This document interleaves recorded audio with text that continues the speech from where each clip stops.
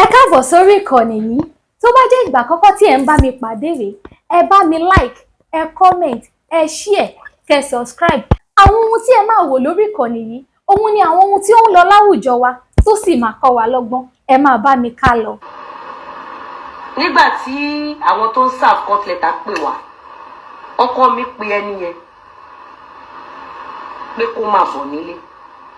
Ọkọ mi fẹ́ gba lẹ́tà yẹn, ó ní àfi tó bá rí mi ò dẹ̀ sí nílé.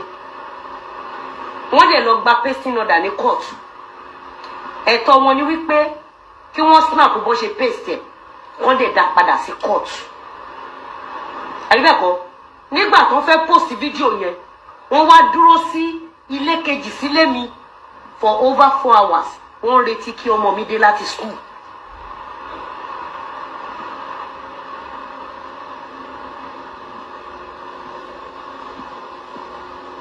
Wọ́n wá fídíò ojú ọmọ mi.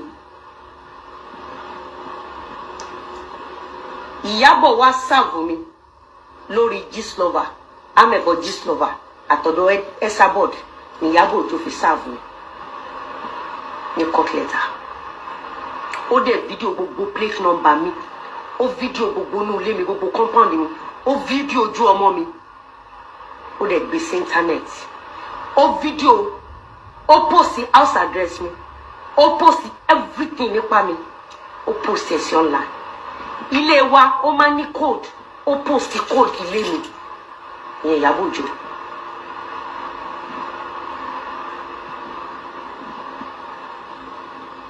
Àwa wá lọ gbá research gbọ̀gbọ́ tó wá post lẹ́tà yẹn. Nígbà tó máa dé court, we have the CCTV, we have the evidence.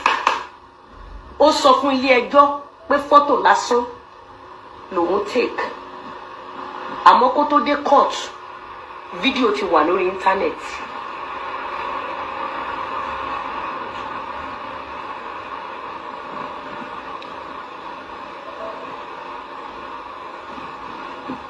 Kí ni mo sọ? Nígbà tí bọ̀bọ̀ tó wá post lẹ́tà, nígbà tó dé court, nǹkan tó sọ fún court ni wípé fọ́tò lásán lòun. I have the evidence. Ó máàkì síbẹ̀ wípé fídíò, òun ṣe fídíò.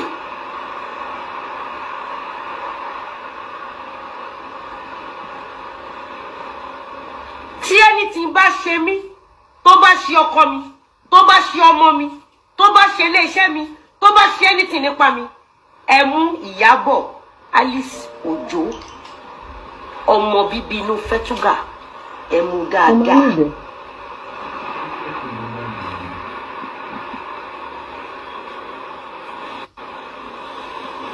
Ẹ bá mi mú dáadáa.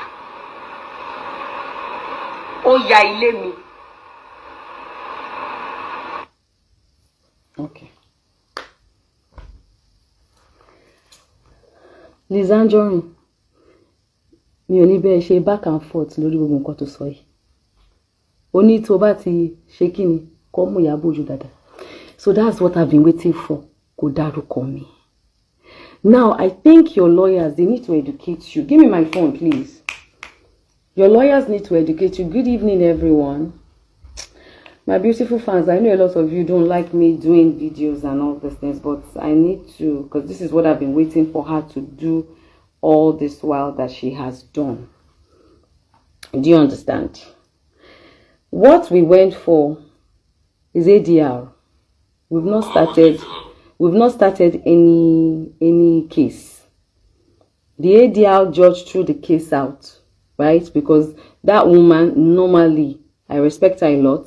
Even the time we went there, she called us, asked us to go for peace settling and everything. But Lizzy Anjorin never stopped coming for me and my children and my whole family. Do you understand? So when we went back to court, the woman was, she said they had to bring, she took the case away, she transferred the case away from her court too. Liz got their case back to her court. And she didn't want to do that case. And for whatever reasons best known to her, she threw out that case. But we have not started. That's ADR. I've not called any weakness, not put anybody in a weakness box. You haven't gone into a weakness box. I haven't gone into a weakness box. No weakness has been called. So we have not started any case at all. And I've been waiting so bad for you, Lizzy Anjorin, to mention Iyabo Ojo. Because you told them in court, when they were asking you, who is all this Shekpeteri, Gistlover? You said it's not me. So what is the problem you have with me? You said because I associate with people that bully you. I don't understand. You and I are not friends. We were colleagues. I don't owe you who I am supposed to be close to or who I'm not supposed to be close to. If you have a business with anybody, it is not my business. I don't understand.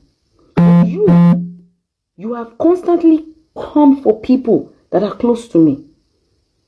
You have constantly dragged people that you see with me. And the only reason why I'm doing a case with you is because of all your defamatory things that you do and say about me. All the accusations that you accuse me of. There is nothing that you have not accused me of. I should be the one saying that if anything should happen to me, Iyabo Ojo, or my daughter, Priscilla Ajoke, or Festus Oladunde Ojo, you, Lizzy Anjorin, should be one of the people they should hold responsible.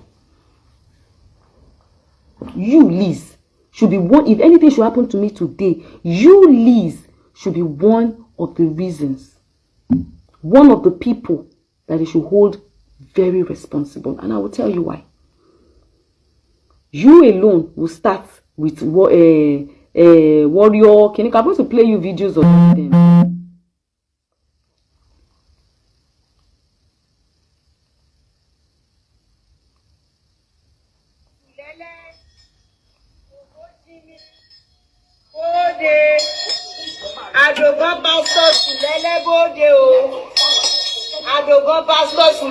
You are constantly, let me even go towards that other one, the other one for Lizzy Anjorin replied back to Iyabo not this Ojo. one, I'm even coming. This one Lizzy is different. There's a lot, I have a lot of your videos, so I want to mention her name, mention whose name. When I asked you to mention her name. So if I not mention her name, one thing Timo notice ni pé were intelligent, smart. I have numerous of your so many of your videos. So many.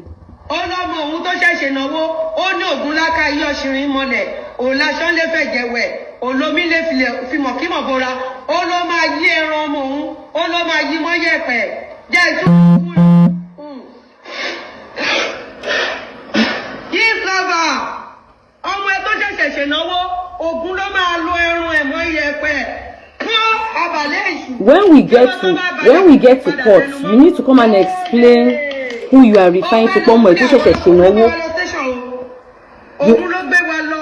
You have to come and report. You have to come and because you know that I have filed a criminal. I've gone to write a criminal petition against you, Liz. I heard you too. You've gone to write your own, right? You will come and explain whose child got married recently that your voodoo should kill, grind, mixed with sand. You have to come and translate all these things because you are the one that has constantly cursing on my children.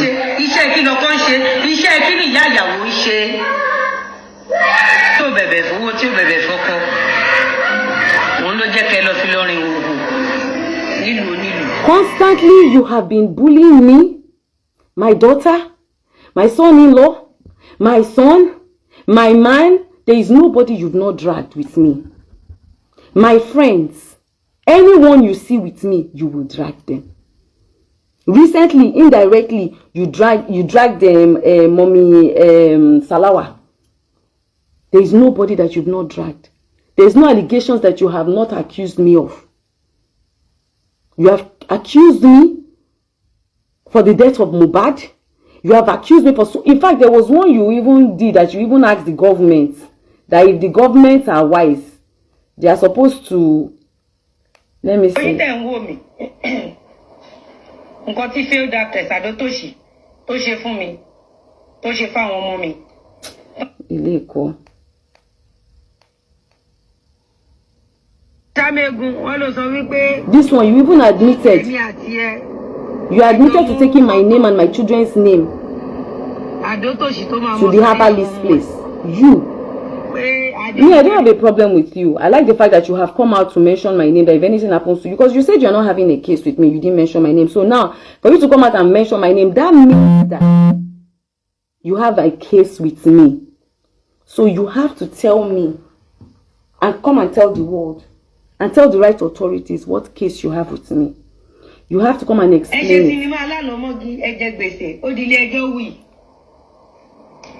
Ẹni Naira Marley ló pa Mohbad ó di ilé ẹjọ́ wí.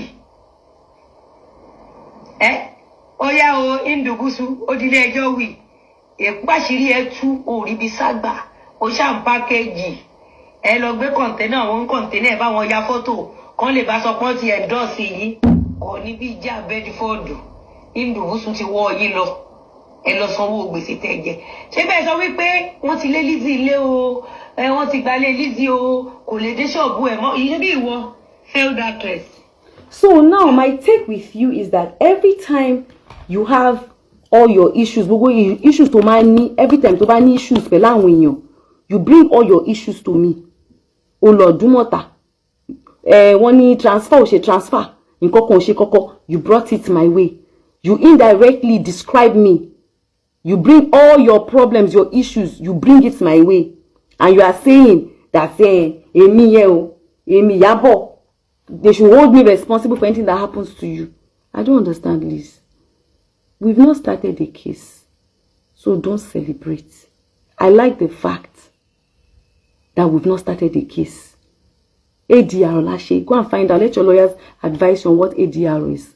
We've not started trial. Me and you, we still do try. All these allegations that you have, you will come with proof. With evidence, you will bring evidence. How me, my man, every other person around me, how we killed Mohbad. You will explain every allegations that you have. You will bring it. Thank God you said the person that came to post the letter in your house works with the court. Abi, you hold the person responsible. All the evidence,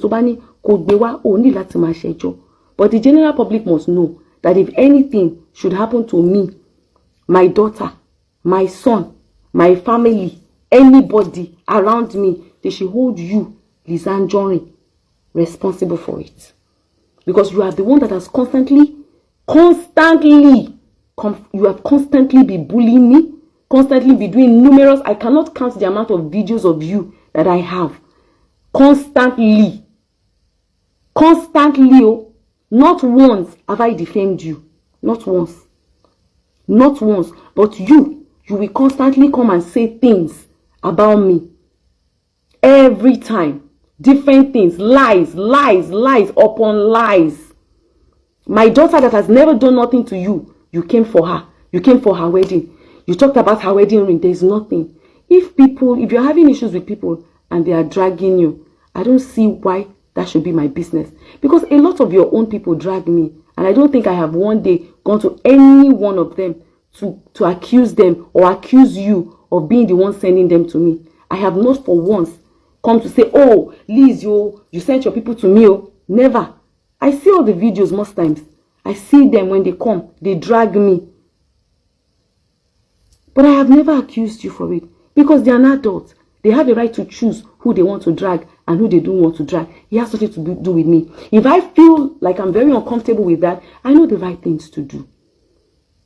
I know the right things to do. So, you coming out now, gaslighting people, manipulating people, it's not going to work. Kini mo fẹ́ fi, kini tó bá kú kini kó ẹ fẹ́ dà fún mi. I don't have any problem with you. Kò sí nǹkan tí mo fẹ́ fi ẹ́ ṣe. Nothing. Kò sí nothing. There's nothing. Nothing. The only reason why I have taken the legal actions towards you is because so that you can stop defaming me. I don't have any reason or business with you. You have accused me of so many things. You accused me of buying one phone. You accused me of snapping something. I don't know. In fact, sometimes I sit and I think that is it the same me you are describing or you are describing somebody else? So me, myself, I am confused. I will need you to actually let us go to court or go anywhere. Do you understand? Where the authorities can actually sit you down and then you can give them these evidences that you always, because you always say you have evidence. So you must come with your evidence. I need to see those evidence. Could be jade, could be wa, could sure. Because the one you alone have claimed to talk guru kamilole babalawo. You alone have come to use a voodoo to be cursing on my daughter, cursing on my children. But actually, ori epe ni epe ma lọ. Ori epe báyìí. Oni èpè máa lọ gbogbo èpè tó bá ṣẹ́ fèmí àtàwọn ọmọ ó máa padà sí lórí ìyẹn ti di confirm ó ti di dandan.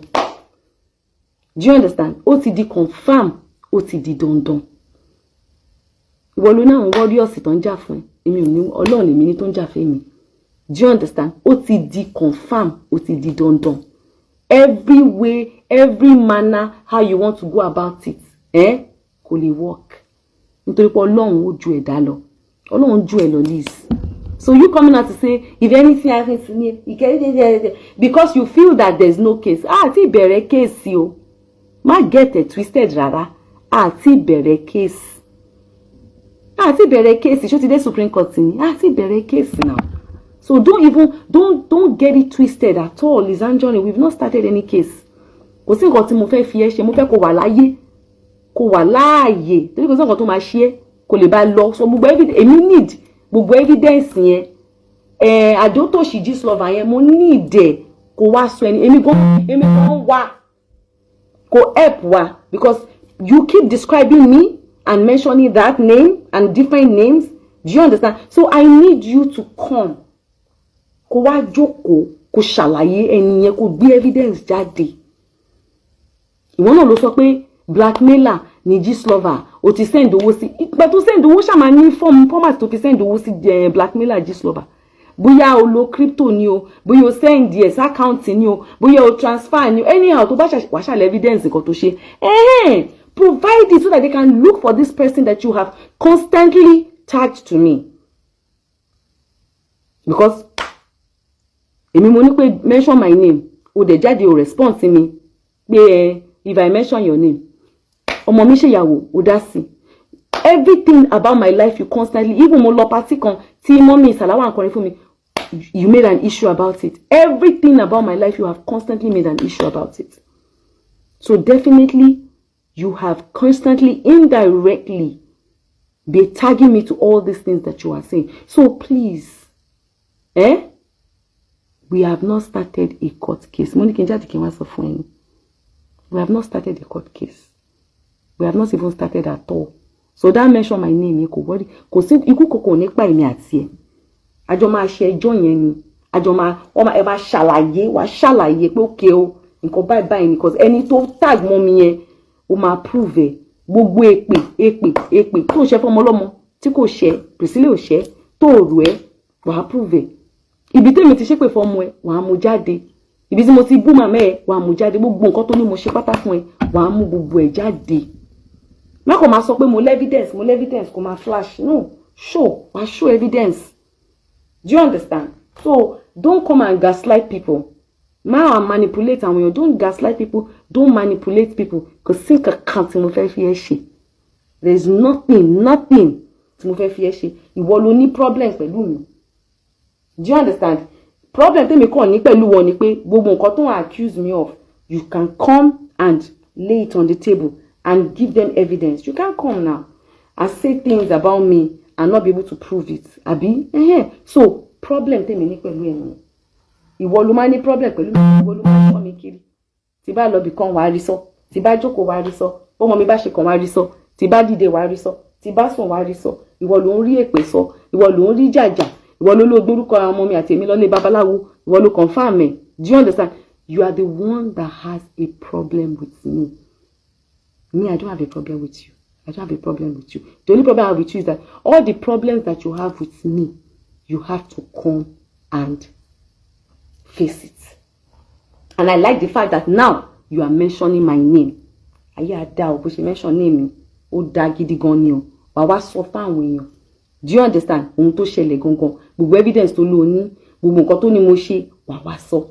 Gbogbo èpè tó ń gbá ọmọ mi ṣẹ́, gbogbo ohun tó ń wish ọmọ mi death, tó ní káwọn government, mo ní fídíò yẹn, tó ní káwọn government bí tó bá jẹ́ pé wọ́n ṣe kíní kan ni, ó yẹ kó pa ọ̀tá mi dànù. Threat to life. There's everything that you have done. You've done threat to life. You've done threat to the life of my children. You've constantly tagged. In fact, the defamatory things that you have said and done is huge. So it is you, Lizzy Anjorin, ló need láti jáde. Kó wá lọ sọ́dọ̀ àwọn ìjọba, kó wá gbogbo evidence ẹlẹ̀. Do you understand? So, Shike na show the video yẹn mo fẹ́ sáré show ẹ. Jọba mi sáré wá. I need to play that particular video for you before I leave this place. Gbogbo tó ń sọ yẹn. Ìyẹn ti happen stay kí n fẹ́ jọ kí n fẹ́ fi ẹ ṣe. Kí n fẹ́ ìwọ ló ń wà bittered. You are the one who has a problem. Ìwọ ló mọ̀ tó ń ṣe ẹ́. Do you understand? Èmi kò fẹ́ help ẹ láti wá solution sí nǹkan tó ń ṣe ẹ́ yẹn ni. Because you keep mentioning fake actress, àdótò ṣe fake actress, this love, àbí kí ló máa sọ náà. Do you understand? So, jẹ́ ká help ẹ láti discover ẹni yẹn. That's my own take with you. But you are coming out to gaslight to say, if anything happen to me, she had me happen, kí n fẹ́ fi ẹ́ ṣe. Kí ló fẹ́ dà fún mi? Do you understand? Don't forget. Where is it? Bá mi wà náà, ó wà ń bẹ̀. Mẹ́ṣára ni àbí orúkọ ẹni tó súnmọ́ mi lẹ́nu ẹ̀ máa dín ẹgbẹ́ pẹ̀lú ọ̀rọ̀.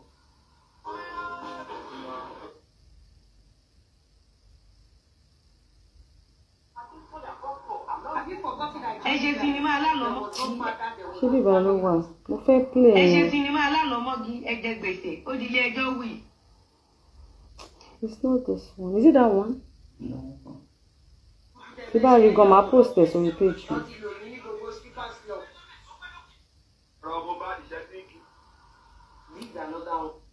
It's here. Go and look for it for me. Let me look for it. Go outside, play them. Look it and bring it for me instead. Do you understand? So, Amy, do you understand? All this one that you are coming out, don't so if anything happen to me, what lọ lẹ kíní kan sílé ẹ, what ya picture ọmọ ẹ, what ṣe kíní kan, what post ẹ sórí kíní kan. I don't know what you're talking about. All those things you can take the evidence to court. Do you understand? You can take the evidence back to court. Because me, I really want us to go to court so that I just need you to come so that we can even help find out this person that you understand that you've been coming for all this while. This fake actress, Kinekon Adotoshi, just lover, that you've been shouting and screaming, that you've asked the government to kill, that you've asked that the person's child to die, that you've asked that person to die. There is nothing that you've not said. So me too, I really want to help you. So all those evidence that you have, please, do yourself a favor and take it to the right authorities. Because in me, I have already written a petition. Again, we are not ending it here. It cannot end here until you come out and say all these things and bring the person out. All these allegations, you have to come and prove every single one of them. Every single one of them. You have to come out and prove it. Kò yé bẹ́ẹ̀. Wàá prove well. Eléyìí náà tó dẹ̀ tún sọ náà, wàá prove well.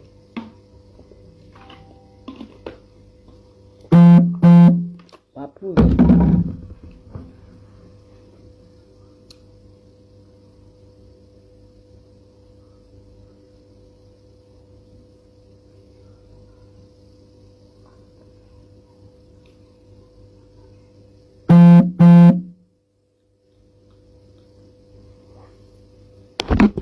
Anyways, if I can't find the video, I'm going to look for that video and probably post it so that you guys can see a video where she was asking the government to come and kill some failed actress Gistlover Adotoshi.